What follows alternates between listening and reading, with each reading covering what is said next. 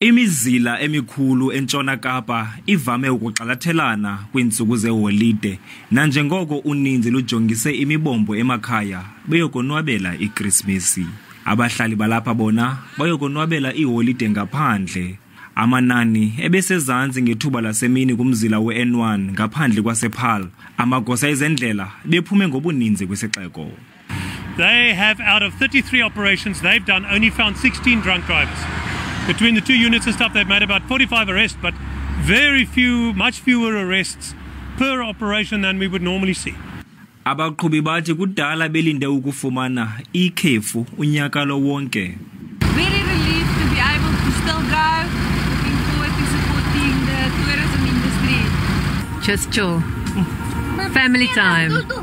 That's it. Swim, have a Swim. braai. Yeah, braai.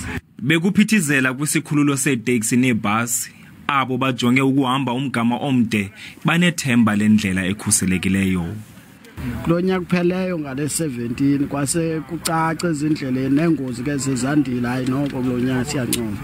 Enze bana abantu emama ekhaya nabantu akwethu bandijongile banisendleleni ngabe bendithathwe ngabathala ngalizothwapha. Nami bendihambela ingxaki kodwa ndiyabonga ba kanti sizahamba sibeke kanje kuba nasekhaya bawujabula masendibona sendivele TV. Kuba uqhaqwa hayibo uMadida kwenze njani wavela kanti usezinkulu.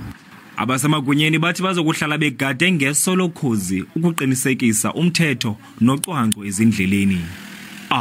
Thule Joka, kwindaba ze SABC ndiseKapa.